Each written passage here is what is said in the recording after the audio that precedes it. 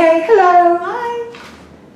Okay, can you tell me your name, location, and career title in regards to what we're talking about today? Sure. Do you want me to say that to the camera? Yes, please. Okay. Thank you. Hi, my name is Darcy Marta. Nice to meet you. And we are here in the Bay Area of San Francisco in California. And I am a hypnotherapist. Now, different states have different titles. You have some states you can be a hypnoconsultant or a hypnotist, but here in California I can say hypnotherapist. And I do a version of hypnosis called deep trance restorative hypnotherapy. And that was originated by my dear, dear friend and close associate, Lisa Hewler. They are with a company called Mind Matters Hypnotherapy. My company is called Frame of Mind Hypnotherapy. And so that's who I am, and this is what I do. And what do you do within that title?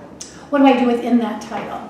So as a hypnotherapist, if someone was suffering from any sort of mental, physical, spiritual, emotional ailment, they could come to me and say, can you help me with this? And I would do a deep trance restorative hypnosis session with them.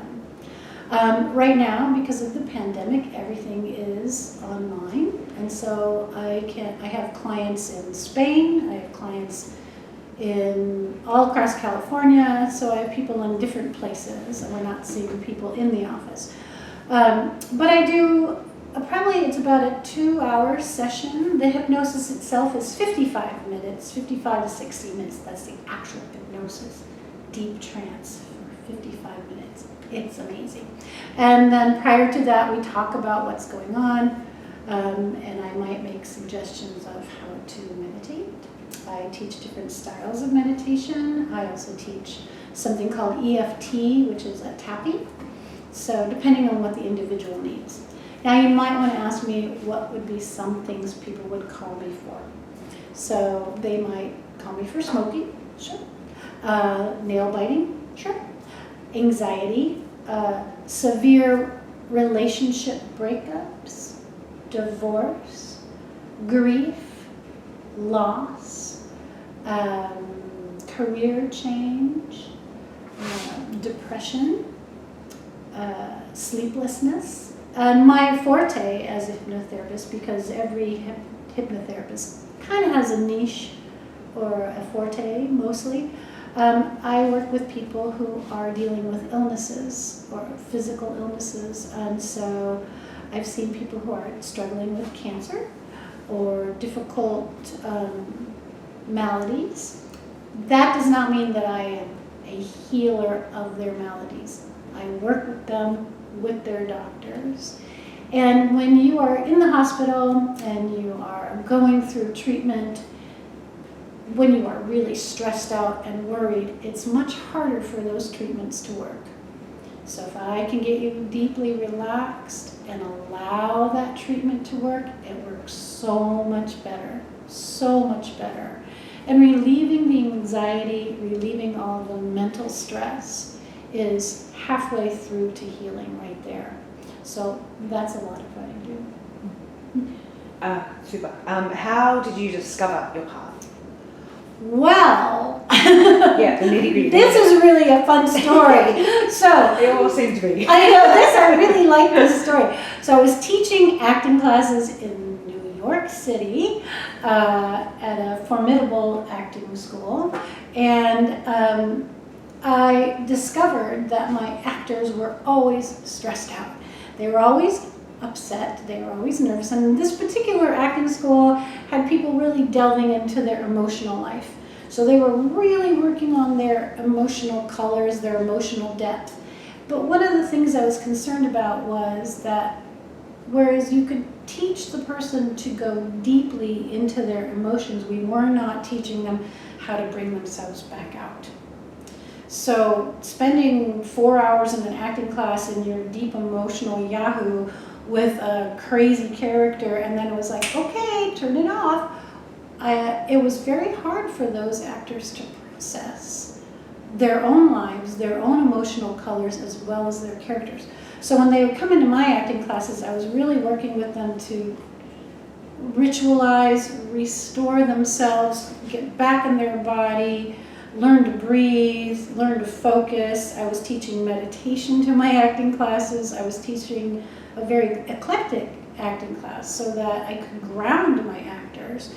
And my friend walked into my class, and when she wanted to visit, she was visiting New York, and she walks in, and she's listening to the class, and after class she goes, "Oh my gosh, Darcy, you're putting your class in a trance." I'm like, okay, I guess so. I was doing a little soul retrieval, because I'd studied a lot of healing modalities. I've studied hands-on healing, I've studied crystals, I've studied channeling, I've studied soul retrieval, I've studied storytelling, etc. So, I use all those things when I teach, whether I'm teaching acting classes or meditation classes.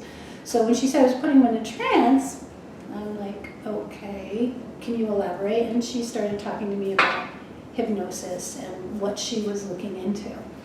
And so I started working with individual actors in New York who were having a hard time processing their anxiety.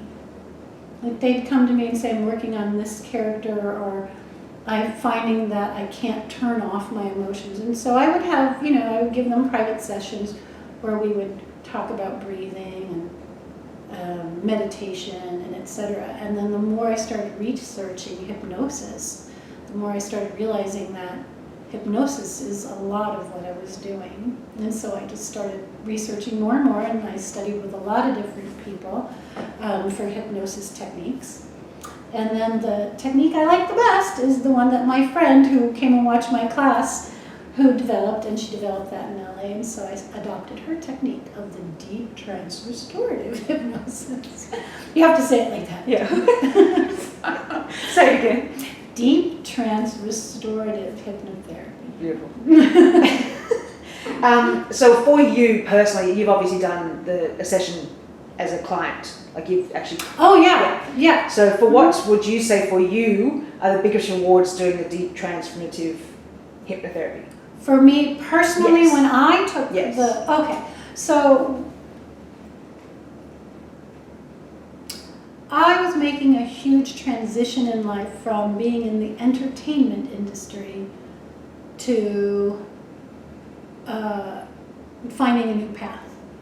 And so it was after September 11th, I had my little 2-year-old child, 3-year-old child at that point, and we decided to leave New York City and move to LA. My husband wanted to start looking at the movie industry, and I was kind of over it because I'd done that in the 80s.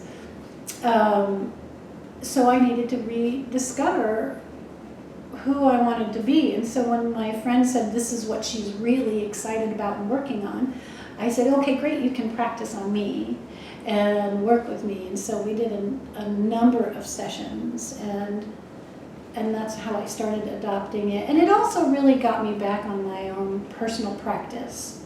So it stopped me trying to run to be something, and it got me to just be who I am and be present and appreciate. I have all sorts of talents that I don't have to fit into someone's preconceived idea of how I should use my talents.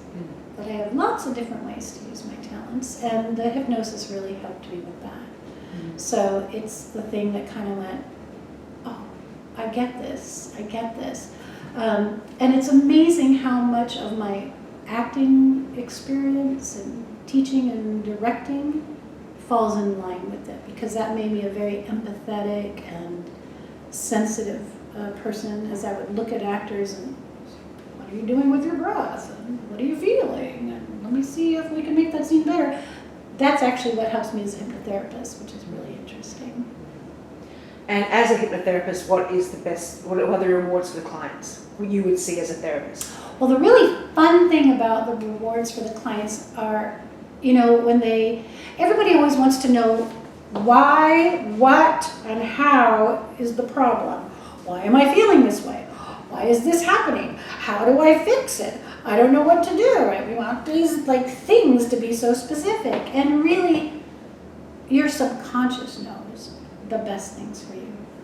Your conscious mind is running amok, really. There was a Rinpoche who used to say, the human mind is like a drunk monkey stung by a bee. I love that. A drunk monkey stung by a bee. Awesome. Yeah, it goes. It all makes sense now. It all makes sense now, doesn't it? Yes. So, I say there's two ways of thinking. There's loop thinking, where you keep replaying a situation in your head over and over. I could have done it this way, I could have said this, I should have said that. And there's distracted thinking. I gotta call this person, I go here, I didn't do this, I need to write a list. Okay, wait, it's somewhere here. Right? We're doing 100 million things at once, and then we think we're gonna solve all our problems. Well, I know that I need to eat right, exercise, and deal with my relationships, and deal with my boss, and deal with my this, and deal with my that, and drive, and do everything like on time, and it's too much. It's too much. And so this deep trance work allows you to bring body, mind, and spirit together. It allows your body to deeply release mental tension, physical tension, spiritual tension, and emotional tension. We release all that tension so that the conscious mind can quit working so hard, and the subconscious mind can come forward because it knows the answers to all of its own problems. The subconscious mind is where the power is. It knows everything. It absorbs all this information. The conscious mind is stung by a bee and it's drunk. So it needs to take a break. So we need to allow that separation. But you can't get to the mind without relaxing the body. So your mind, body, and spirit are all together with your emotions. We can't ignore the emotions. So we need to get the body deeply relaxed, so that the mind can let go, then the emotions can let go, and then the spirit can be rejuvenated or restored. Right. So that's the way it works. Beautiful. Where would you like to see yourself within this therapy in 5 years' time? 5 years only, no more than 5. It's quite a short time. There's so much. So I'd like, right, because now I'm moving it online, so I had to do yet again another evaluation of what I was doing, because I wanted to see, individual clients at the office, and now everything is online, which is challenging, but I have to say it works beautifully. And not only does it work beautifully, I can reach someone who's really far, far, far away, who's struggling with something, and we can connect with each other now. We can be there for each other. And so in 5 years, what I'd like to see is, I would like to see a continuum of individual clients. So I would like to see maybe 2 clients a day, more if necessary, but not too much. And I would like to be teaching more classes online, so I'm going to be doing more classes, and that's what I'm working towards, more individuals and more classes. Are there any questions I'm not asking that you would like to, that you wish you were being asked, or is there something specific you'd like to say in regards that you think just stands out about what you do as a therapist? Well, I think, the really great thing about this particular technique is that it allows the client, allows the person to have a moment of gone, to completely let go, to feel safe, to feel completely relaxed and restored. And then the problems solve themselves in surprising ways. And when you're surprised at how well things are going, that's an amazing feeling. That's an amazing feeling because it teaches you that you have much more power in you than you even realized. And nobody can tell you that. You have to come to that realization. And to come to that realization by doing this work is pretty exciting. It's pretty lovely.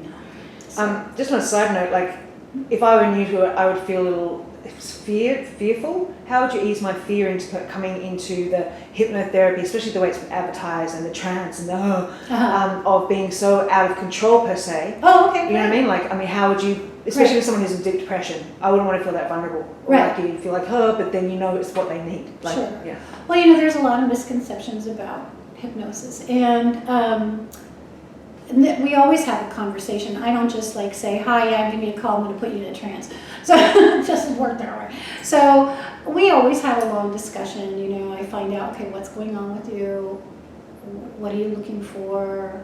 I need to listen to your language. I really ask people to write me your thoughts on what's happening. I like to look at what the perspective is of the person so that I use their own words in their own session when I write their own session. And then I answer their questions or their fears. So a great fear is, will I be out of control when I'm in hypnosis? And I always tell people no, that those old movies and those old stories are just really great movies and great stories. So when we go into a trance together, I cannot make you do anything or be anything that you and I have not agreed on before the session started. So if we are working because of your depression, let's say, I can't say in the middle of your session, okay, at the end of the session you will sign a check for $1,000 with my name on it, because you will just pop right out of hypnosis. You're going to go, what did she say? You're never out of control. I am never in control of you. What I am allowing you to do is take a break, to be safe, to relax, to let go, to realize that you are safe, that the only person in control is you. And that's why you can let go in this moment. And we agree of what we are working on together. And literally, you will pop out of your hypnosis if I start talking about something that we never discussed or talked about before. People also say, well, what if you don't wake me up? I'm like, well, no one's ever stayed in hypnosis unconsciously. In conscious life, we are all in hypnosis all the time. We just happen to be in a bad trance most of the time. So let me tell you about a bad trance. A bad trance is walking around going, oh, I'm so fat, oh, I'm so ugly, oh, I'm so stupid, oh, I'm late all the time, why didn't I figure out, I'm just an idiot. Those are all really bad trances. And we repeat it to ourselves continuously. So we are putting ourselves into trance of these negative thought forms. So I tell people a lot of time, play this game. If you have to get to work and you're going, oh, I'm late, I say, okay, take a deep breath and say, I'm always on time, I have plenty of time. I'm always on time, I have plenty of time. I don't care if you're late or not. I'm always on time, I have plenty of time. You get in your car. I'm always on time, I have plenty of time. And just by saying it, it slows your body down, it puts you in focus, you get going, and I can guarantee you'll get to work and everybody else will be late and you'll be first.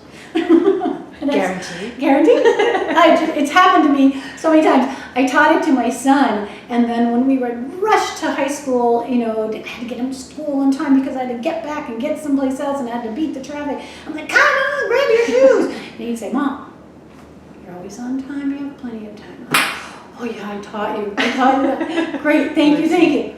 Always on time, plenty of time. We get in the car, suddenly everything is groovy. You know, we're driving calmly, we get there, and sure enough, he was never late. So, yes, we are fearful, and fear is one of the things we get to let go of when we do this deep trance work, definitely. Anything else? What would make you scared to have hypnosis? If I was in the depths of my depression, I would think that I would go to, okay, if I was vulnerable, if it was in early stages, I would think going back to that place of trigger. And I'd maybe because I was able to be so comfortable, I'd lose it and then not be able to cope after when I have to leave the room. A bit like with acting, when you leave the room. Right, when you bring up emotions and that. Okay, great. I mean, what a great question. Are you processing? I mean, are you healing that way? Do you go back somewhere and come and, somebody asked me recently if I do regression, and I don't generally. Mm-hmm. I don't do past life regression. So that's a different technique? Different technique. Okay. Although we would do it with the deep trance work, I can do regressions. I like to say to the person, look, whatever past lives you had, and however difficult they were, You are in this life right now.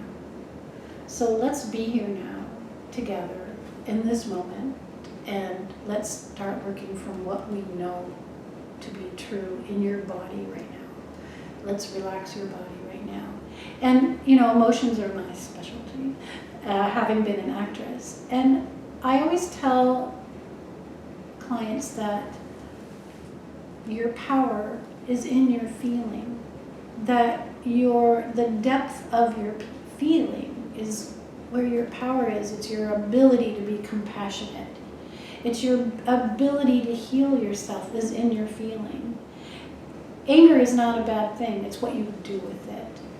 Anger is a motivator. Anger says, hey, I don't like this. I need to change this. Great.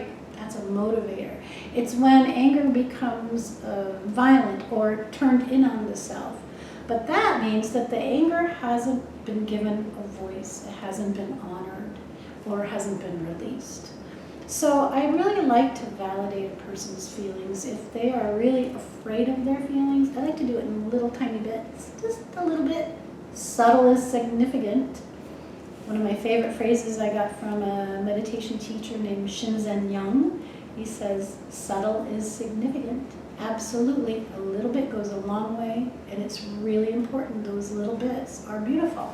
So I hopefully help my clients to learn to appreciate, love, honor, and recognize and utilize their feelings. Because that's what being human is. We have these feelings because we are human.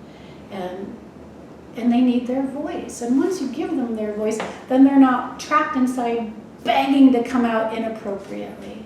So that is part of the work. The deep trance facilitates that, as well as some other work that I do. I have a nice esoteric bag of tricks. So depending on who needs what and what the person is like, depends on what I will give to them. But always, whatever meditation they teach, whatever conversations we have, we always end up with that 55 minutes of release, relax, and let go. Yeah. And just another question from my stance: if you tapped into, like, just say my rape, and we got back to the rape, and then I left, and it was really good 55 minutes, and I felt like got in touch with my emotions, but I went home and I was suffering from, and suddenly it all came. I came that little girl again. What would you say to the client? Like, if they ring you, go home, I can't cope, I'm falling apart, this is fucked me up even more. Right. What would happen then? Well, if somebody... It can happen with any therapy, don't worry about it. It can happen with any therapy, absolutely. If someone has a real huge issue, then I would, because I am not a doctor, right? I am not a licensed psychologist, I'm just a hypnotherapist. So if somebody comes to me and says, I'm on this medication, or I'm dealing with this, or I'm working through this in my life, and I would always ask for their doctor's phone number. Great, I can work with your doctor. Do you want me to ever speak with your doctor? These are conversations I would have with that person. If somebody was really calling me and in crisis, I would send them to a crisis center. I would send them to a doctor. I'd remind them to breathe as they called. And I would try to do whatever I could to alleviate that suffering in the moment, and then I would direct them to the appropriate doctor for them. Absolutely. That's right. Mm-hmm. And I've had clients who have had some serious mental issues, mental illnesses, difficulties, and are on medication. And we've talked about this, and this is to support that. It helps speed along the recovery. It makes their work that they're doing with their other doctors get deeper and make more sense. Beautiful, beautiful. Okay, what are your 3 wishes? What are my 3 wishes? Only 3. My 3, wow. Yeah, I know. That's so big. What are my 3 wishes? And at least do one for yourself. Be a little okay. spoiled. Don't be so altruistic. Yeah. Okay. I want to hear one that's purely indulgent. Don't go that far. Okay. It's a beautiful thing. People want to be selfless, but I go, come on, one juicy one what for would you. you do? What would I? People want to see who you are. I'll be honest. I have so many wishes.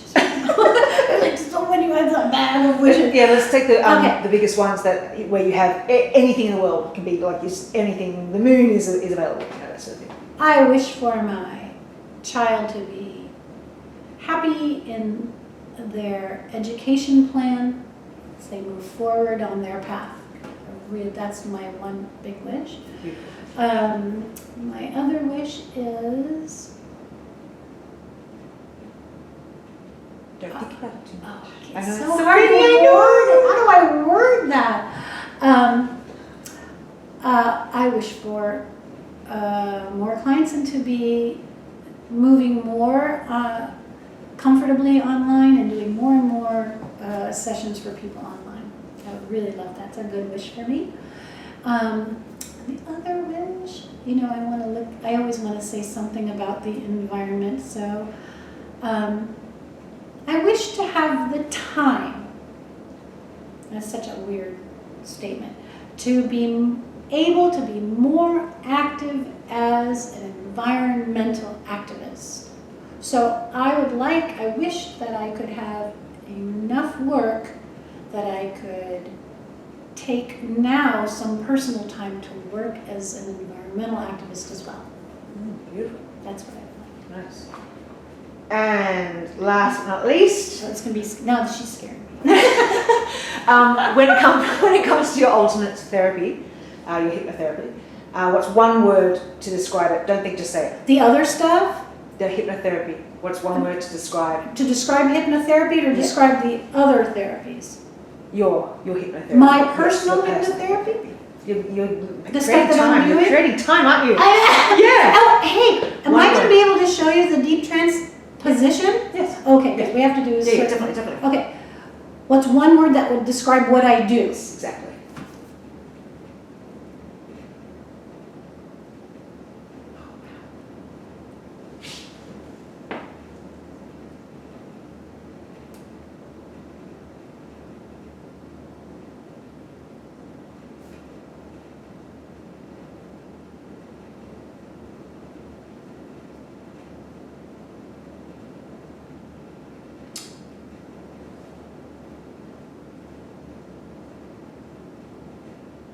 Well, I don't know how to find a single word for I point the way. I kind of say, we're going that way. Right? So I kind of I guess I'm a guide. There you go. I'm a healing guide. There you go. Okay. That's all we've got. Okay, and then can I show you? Yeah, we'll take this upstairs. Yay! We're going to take this upstairs now.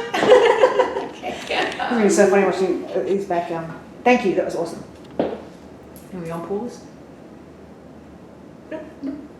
Oh, that's right, wrong button.